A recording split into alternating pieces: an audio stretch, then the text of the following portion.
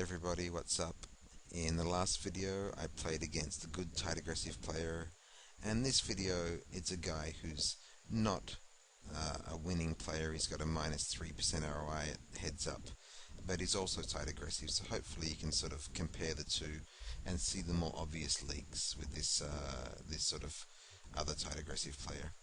So pre-flop, obviously limping as I normally do, and stabbing in position.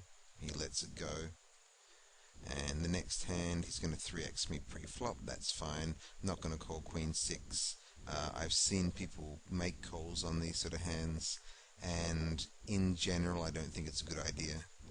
I think you should have a pretty tight calling range, and if you want to play junk, at least raise with it or something. Alright, 4-9, and here we hit middle pair. So stabbing in position, and that's two hands I've taken in position, which is working well. And he raises me pre-flop again, and this time I'm going to 3-bet him. I want to see what happens, and raise him up to 200, insta-fold from him. So that is sort of typical sign of a tight aggressive guy, and that's a trick that I'll be using again and again for while ever it works. Alright, fold my 9-3 just in case he wants to make a sort of retaliation raise. And here he raises me again, and I let it go. Limp my 6-4. This one I check behind for whatever reason, perhaps because I know the magic 5 is coming. And now I make a little bet, and he's gone. So this is the problem with these guys that are super tight, no value from the good hands. And 7-2, the hammer, best hand in poker if you know how to play it. And right now I'm going to play it by folding. Alright, now I try my first raise of the match, see what happens. And he calls, hitting middle pair here, which is obviously a decent flop for me. I can represent the ace of the 10. It's a little wet. I'm going to fire a c-bet though, 60, get called, and alright, that's not a good sign. He's pretty tight, so I expect he's got something here. And I'm going to check behind. When he bets 80 on the river, I'm 90% sure I'm cooked. But I think I'll just call because it's cheap enough and pay him off with his ace. So perhaps I could have found the fold there, but never mind. Alright, and he raises again on 9-5. Well, he raises and I have 9-5. Let it go. Not going to make a move there after I've lost a hand. That's a typical spot where people lose a hand and get sort of a little upset and make a move, but it's not the right time for it. And here we've got the hand again. I raise, and 3 diamonds on the flop, and king 10. That's got to hit his calling range pretty heavily, I'm thinking. So I'm going to check behind and not get excited. Now he checks for a second time. I'll take a little stab. And alright, so I win that with a stab on the turn. I was pretty ready to let that one go though. Alright, he raises, and I'm going to call my 1-gap suited connectors, completely miss the flop, and let him have it. And fold my 8-2, getting conservative in my old age. And here he raises me again, and once again 3-bet and take down the pot. So that's 2 in a row. That's worked out pretty well. Pretty good trick. And I'll be doing that again, I guess. Limp my jack 10, middle pair. This is very nice. And in position he has given up I think every pot. Oh, sorry, when I'm in position, he's out of position. He's given up every pot. So obviously me betting there is pretty profitable, and I'm just going to keep on doing it and basically abusing him until he makes me sort of do otherwise. Alright, king 8 suited. I'm going to call this. It's really a little bit below my normal range. And now he bets 60 into the 120 pot. Sometimes he's betting 60 and sometimes he's betting 80. So I have a feeling that there is some sort of meaning there. And I suspect if it's the obvious meaning, 60 means his hand isn't very good and 80 means his hand is a little better. So I'm going to test that theory now and raise him up to 180 and insta-folded. Thank you very much. So I suspect this guy is he's got some some bet sizing tells.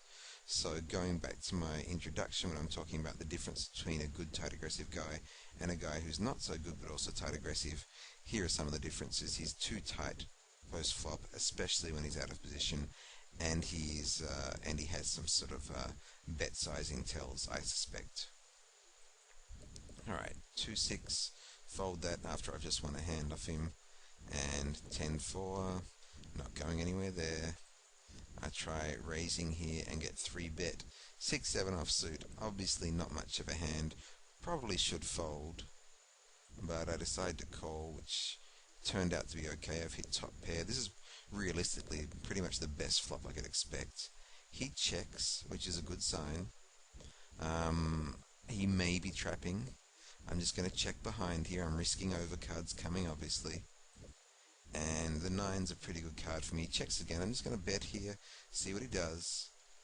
And he folds it up. So he's really tight post flop. Even after 3-betting me, he didn't sort of c-bet this low flop. Alright, and he raises again. So I'm going to fold my 10-7 and limp my 9-3. Hit the 2 pair. Lovely. I'm running pretty hot so far in this match. And I'm going to bet, and he raises me. And I have the feeling that he's making a move here, but I'm not going to flat call. I'm going to re-raise him just in case he's got an ace or something, and he folds there. So he made a move and ran into a hand, just a bit of bad timing. Most of the time he probably would have taken that pot off me. Alright, raises, and he's got a decent sort of raise size at the 1530 level. He's just raising the 2.5x, so that's not a leak. I limp my ace-4 and bet, get called, so he's going to have something here, and now I can check behind and try and catch an ace or a spade, and a beautiful 5 of spades on the river. He bets 90, and the question is, how much should I raise him? It's pretty tight. I suspect he's got a decent spade here. I think if I raise him up to, you know, like 270, 280, he's going to call with a queen or a king. So I tried 285 and get the fold, so obviously I sort of should have tried a little bit less there. Alright, min raise. That's the first time he's done this. I'm going to call, see what happens, and check it, and he bets his 60, so this might be once again a bet sizing tell, but on a board this wet, I'll just let it go. Alright, I limp my jack 7 suited, hit top pair, and he bets, and this is the first time he's bet out. I'm going to call it, and now he checks. I'm betting the turn here with my top pair and straight draw, get called, and a jack on the river. He checks, and I try a little bit of value, and he folds. I suspect he bet there on a flush draw, so that might be his version of getting a little frisky. Alright, and min raising again. I'm going to call, of course, hit a monster, and I'm going to raise him here. Hopefully he'll shove with an ace, like, you know, ace 10, ace jack, but he folds, so no value. Maybe I should have flattered that, I don't know. And my 3-5 I limp, bet again, and alright, he's just basically hemorrhaging chips when he is out of position. I mean, I think he's given up every hand. He made one weak stab and then check called and check and then folded. And he's basically losing a heap there. Right, so I call my king jack and let him have this one, especially he bets 90 there. What I would say is, if this is a leak of yours, that you're losing a lot of chips out of position, and I've seen a lot of people that do have this leak, you need to do something about it. Either betting and then maybe firing a second barrel sometimes if the guy calls, or check raising, sometimes on air, sometimes with something, but don't just sit there and fold when he stabs out of when he stabs and you're out of position, because this is just losing, you know, thousands of chips, and you're giving yourself a huge handicap. Alright, I try raising my king 10 and get a fold, and here he raises, got ace king. I think I'm going to shove this. Could well get called by worse, and I get it in against sixes. So I don't really like his call. I mean, at best he's flipping, and at worst, of course, he's up against an overpair. But he holds, and now he has the lead. Feels like I've won like almost every hand, and now I'm losing the match, but that's the way it goes. So I limp my queen 6, and check this one for whatever reason, and basically let it go. I think I was feeling a little bit guilty about betting so much when he checked to me. So it doesn't hurt to occasionally check one down, and I still win it, so that's good. Alright, and he min raises, which of course I am going to sort of 3-bet and see what it means, and I think this is my third 3-bet of the match or so, and I get a fold, so that's just been a beautiful source of chips, as has being sort of taking pots in position. And if it wasn't for those, I can't imagine where I'd be. I probably only have, like, 600 or 700 chips at this stage. Alright, limp my 9-5, still being passive pre-flop. The blinds are low, and stabbing and taking it down, and this really feels like taking candy from a baby. In the sense that in position, I'm just taking so many pots off him. Finally, he attacks my limp here, and of course that's an easy fold. And fold my 10-7, have a little raise, and get a fold. So looks like later on the blinds are bigger, I'll be raising a lot more aggressively. Alright, fold my 3-2, of course. And here I hit middle pair, which is lovely. And just taking pot after pot in position. Here he's min raising, and we're going to call, and he bets 100 here. Pretty dry flop. I think I'm going to float him out of position and see what he does on the turn. And ace of diamonds on the turn, so now if he bets, I'm probably going to have to call with my gut shot and flush draw. At least if I hit the flush, he won't be expecting it. He checks behind. I miss everything, and of course I need to fire the river because I've got no showdown value. So 200, and I get the fold. That worked out alright. Alright, limp my ace jack, and stab, and guess what? He folds. So he's just folding so many pots. It's quite amazing. Alright, I try min raise, and he calls, and I followed up with a c-bet. I think 80 chips here is enough, and take down this pot. So he's pretty tight post flop, and that's just giving me, pot after pot in and out of position. And now he 2.5x's me, and that may be a better hand, who knows. Obviously I'm not going to call it.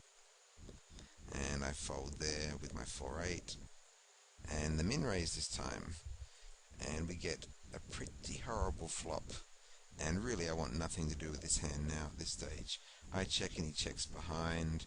The hand just got worse. I can now pretty much not bluff it, and he catches a 6 on the river, and that's good enough to give it to him. But flop as wet as that, I'm just going to leave it alone.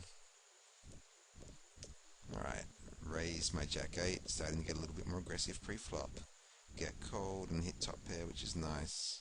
Some days you never hit anything, and other days it seems like you're hitting middle pair and top pair all day. Alright, he min raises, and I call it wide. I mean, this is not the greatest call, but before, when I was talking about calling wide, I was talking about 3x's, not min raises, where you've got better pot odds and better sort of and pretty deep implied odds. And I'm just going to check behind, and I think he's weak. He didn't bet the flop, so I can maybe take this off him.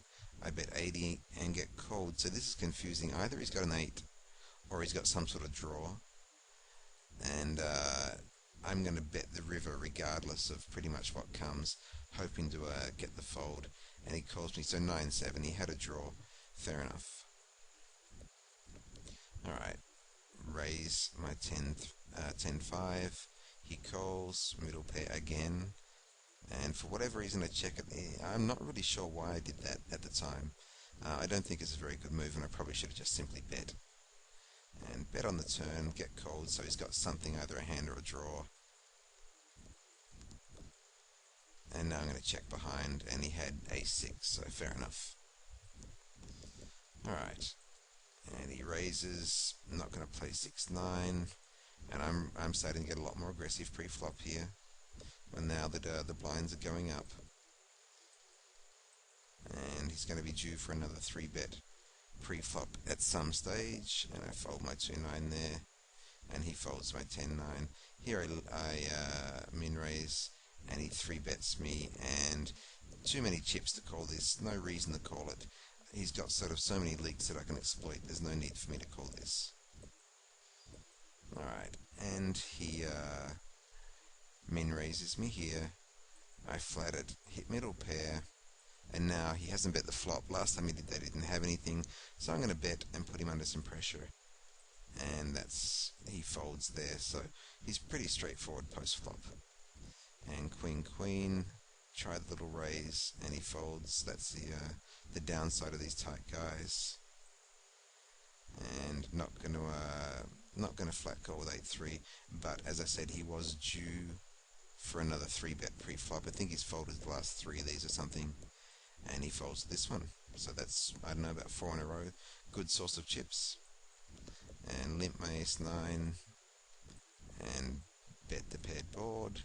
Thank you very much. It's, you know, it's almost making me feel guilty, the amount of hands I've taken off him when I'm in position. He's out of position. I mean, you would think that he would do something about it, but apparently not, so that's all good. And here he's raising. I think I'm going to call King 5. Not the best hand in the world, and certainly not the best flop, so we'll have to let that one go. Alright, 7-8, and raise, and he shoves, so not the best of timing there. And he's been pretty aggressive from his button. Even though I've been 3-betting him, it hasn't slowed him down much. So, you know, at least it has been a good source of chips, the 3 bets. And now I've increased my aggression pre-flop quite a lot. I mean, I started out, you know, not so long ago, limping pretty decent hands, and now it's going to be, you know, close to, well, a pretty high percentage of raising pre-flop anyway. Right, call on ace-4, not the best flop. And now the 9 comes, and I've checked twice and he bets, so he can have that. No interest in a board that wet. Alright, next, min raising again, really, alright, so the next hand, and he raises, and I think I'm due for another 3-bet. I mean, the last 3 or 4 have worked. Why not keep on doing it? So raising to 300, and he folds again. So that's working great. And limp my 5-6, and he shoves it. Well, that's all yours, sir. And he min raises, and I return the favour. Shove my ace-6. Probably a little bit of a sort of a little bit of bad temper, and I could pay for it, but get away with it. And not the best move, but it worked. Alright, limp and stab, and he calls me, so I'm pretty much done on this hand. Give it up when he bets 100 on the river. That one's not for me. And he's min raising, gonna fold my jack-4, looking for a better spot. And I'm putting the pressure on him, like as I said, very frequent pre-flop raises, just like he's doing to me. And he gives me a fold, which is nice. And he shoves over my min raise again. That's 2 in a fairly short space of time. But, you know, I still think it's correct for me to be min raising him. Alright, and I could shove this, but just decide to flat call and hit middle pair for about the 57th time of the match it feels, which is nice. And now, of course, I'm going to bet here because he's checked the flop, and he gives it up, and he's pretty easy to read post-flop, isn't he? Right, min raising, getting a fold. So it is definitely profitable, my raising pre-flop, even though he's been shoving. He's shoved a couple of times. And let Jack-5 go. And this is now kind of a battle of pre-flop raises. And I'm pretty much raising anything. And c-bet here, and he raises me. That's just trouble, trouble, trouble. And obviously with 3-4, it's a pretty easy fold. Alright, and he folds the next hand, and I fold my 8-4, and I decide once again to 3-bet him. As I said, it's worked the last 4 or 5 times. Why not again? Once again he folds, so that's a really nice that's a really nice source of chips throughout this match. I don't know how many chips that's given me, but it's significant. Alright, limp my 3-3 just in case he's going to do anything super aggressive after getting 3-bet pre-flop again. And he shoves, so I can save myself a few chips by folding. No way to ever call against this guy and flip at best. I think I've got a bigger edge than that. Alright, and keep up my pre-flop aggression. He folds, and then folds this one. I decide to fold my 5-3 just to keep with the folding theme, and let 7-3 go, and then raise, and he 3-bets me, and that is all yours, sir. Alright, so this match has kind of been going on, and I've got ahead and then sort of lost with ace king, and it's kind of hard to get much ground here, despite the fact that I feel like I have a huge edge, but need to stay patient. So let that one go, and of course I'm pretty much raising close to 100% now, and raise my ace5 and get another fold, and king 8 suited, good enough to call, not a good flop. Could make a move, but I've made a lot already this match, and I don't want to overdo it. So let that one go. And of course raising, and he limps ace-jack. I'm just going to shove it. Not sure if his limp is weak or strong, but I think I'm happy to get ace-jack in at this stage, and he folds. Alright, keep up my pre-flop aggression, as does he. It's basically going fold for fold here. And now of course I'm going to shove ace-king and get a fold, and if he shoved this I would probably call, thinking that he's retaliating for my ace-king shove, and he calls it, and got an overcard and a gut shot, but this is a sort of board that's really going to hit his calling range, and it's hard for me to get any folds on, so I'm going to check behind there, and now even harder with a heart, check behind again, and luckily I'm good against his ace-3. And here he raises, flat it, hit top pair, nice, but he checks behind, which means he's going to fold to my stab on the turn, and I can't afford not to stab because a straight sort of draws on the board, so I stab, and he folds as I expected. And keep my aggression up, blinds are 30-60 still, and I think that's a pretty easy shove over his raise. I mean, I've got to be aggressive in this spot. And then I fold my 3-5, and now I decide to make a loose call, hit top pair, he bets 120, and I shove, and he calls and only has the stone cold nuts. So when I lose this, I'm going to have 300 chips at 30-60 blinds. Woohoo, wonderful. And of course no miracle, and that's not looking so good, and obviously now I need to get into super aggressive mode. Shove my queen jack, get called by a7, and oh yeah, run good with the queen on the flop, nice. So we're back in it. Now the blinds are 40-80, and now we get to see a little bit of endgame, because I do need to be aggressive here. I can't sit back and wait for a hand, but I am going to fold that particular one, and he min raises me, gotta let it go. Queen 5 I'm shoving at what am I, about 6 and a bit big blinds. Luckily I get a fold, and he folds the next one.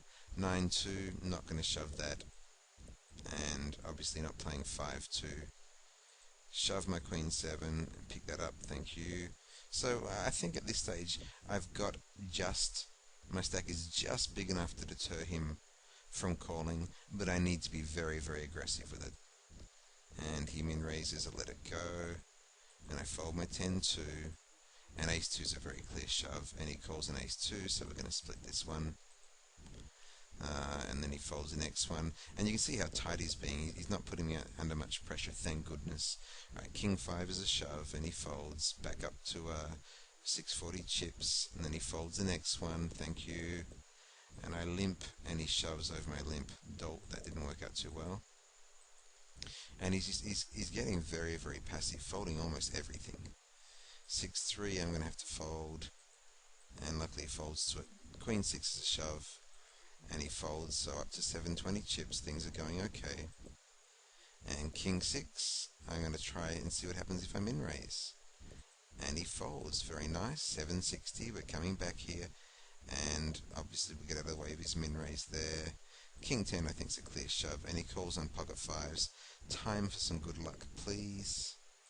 And yeah, I run pretty good now after losing that first one, and now I'm back in the match. And he folds, and I actually have the lead. So I min raise, and he folds again, and not going to compete with 9-5, and getting some more folds. And this match is actually 177 hands, but we're down to the last 30 or so. Alright, which is kind of ridiculous. Alright, so he folds to me, and I'm still attacking, picking up pots, going pretty well. And I'm not going to make any silly moves. Fold by 9-4, 9-6, let that go. Keep on attacking, pretty aggressive pre-flop. And he's folding, that's nice. And he shoves over my 9-4, no problem. It's still very, very profitable, despite the fact that he occasionally shoves. And I flat this. And now he bets. I wish he'd checked. I could have stolen it on the turn. Never mind. And now we're at 50, 100 blinds, raise, and he shoves. And doesn't take long to go from like 1,500 chips down to 1,000. Limps, and I'm going to shove my ace-jack. I don't think I'm missing out much value. And unless the flop comes with like a jack and he has a worse jack or something, I don't think there's many flops probably getting him in. Alright, 2-3, fold that. And he limps and I shove again. Good timing not to raise from him. And then I try the raise and he shoves over the top of me. So the aggression level's really gone up here. Alright, queens, please don't fold. And he limps. And my raise here, all in, I think is pretty bad. I think I should just raise into like 250 or something. That's a pretty ordinary move. Alright, 9-5 again, which seems like I've had that a lot this match. And I'll let him limp.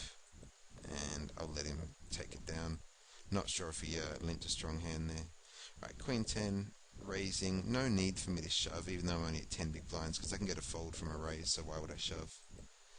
And there, I decide to call on 7-8 for goodness knows what reason. And then when he bets 200, I think, well, I can call this and hit maybe a 6-7-8 and be good, and maybe he'll check the turn, and I can float him on the river, you know, basically getting away from the simple poker idea. And now he bets 500, and I'm thinking to myself, why did I waste 400 chips? I did have 1160, now I've got 760, what a goose.